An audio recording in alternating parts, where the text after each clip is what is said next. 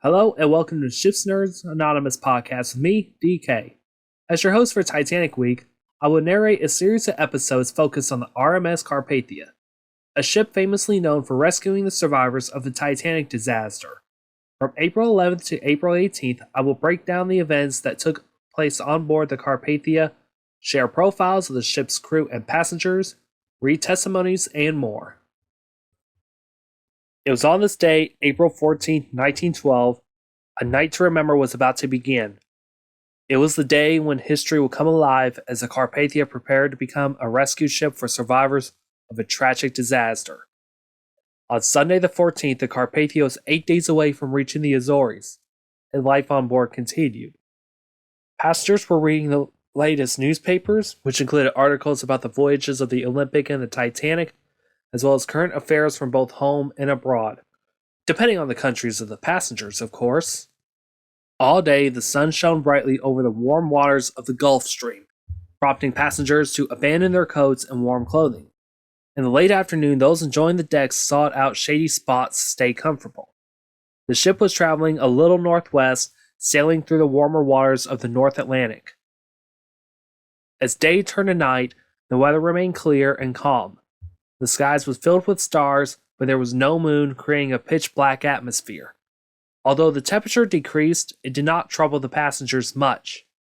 However, the crew remained on high alert as they approached the ice field. By 11 p.m., passengers and possibly Captain Rostron had retired for the night. Meanwhile, wireless operator Harold Cottam continued to receive ice warnings, relaying each one to Second Officer James Bissett.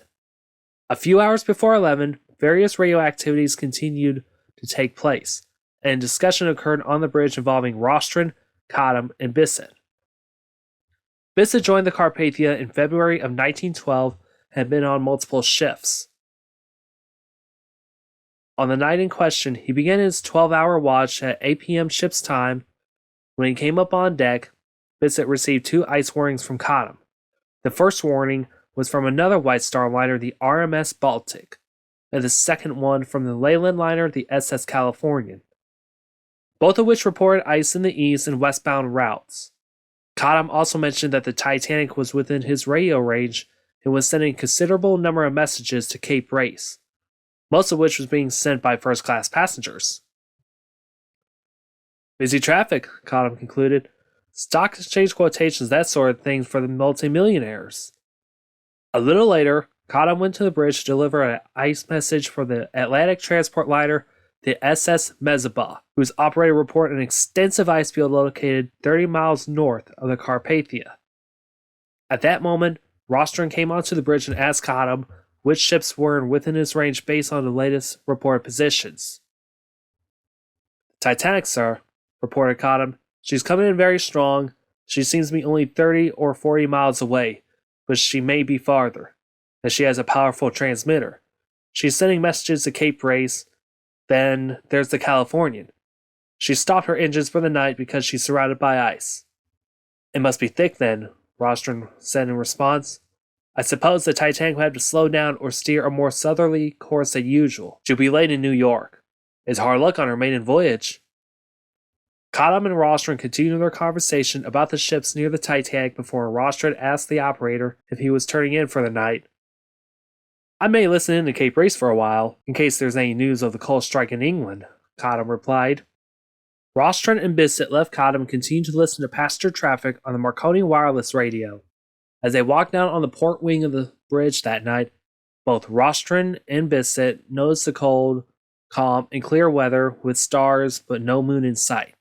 However, Bissett would later recall the northern lights and how they glimmered like moonbeams shooting up from the northern horizon. Bissett would see Rostron uttering a silent prayer before turning in to Second Officer and saying, "You may sight the Titanic if she bears southward to avoid the ice. I don't suppose she'll try to run through it when the growlers and bergs are so thick that the Californian has stopped for the night." Wonderful thing wireless, isn't it? The ice has come south very early this year. There must have been an early thaw on the Labrador coast. We're in clear water here, but keep your eyes peeled all the same. "We'll soon be in the warmer weather," remarked Bissett. "Who knows what's ahead?" asked Rostron. I'm sorry for Smith of the Titanic. After all the newspaper boasting, she's proved a slow coach on her maiden voyage, and now this ice field will make him lose more time he steers southward around it.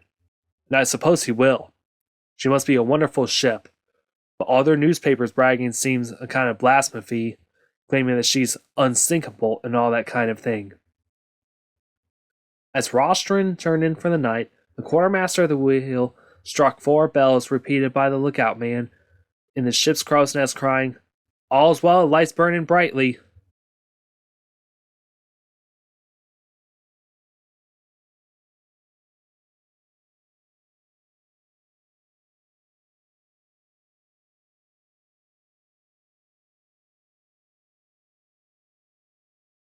Back in the Marconi wireless room, Cottam continued his shift, but by 12:35 a.m. on the 15th, he ran overtime but still had the receiver on his hand.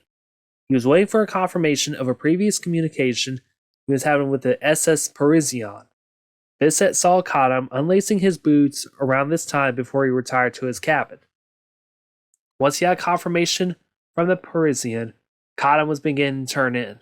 Before he could turn the Marconi headset equipment off, Cottam heard a series of dots, dashes, and spaces which caught his attention.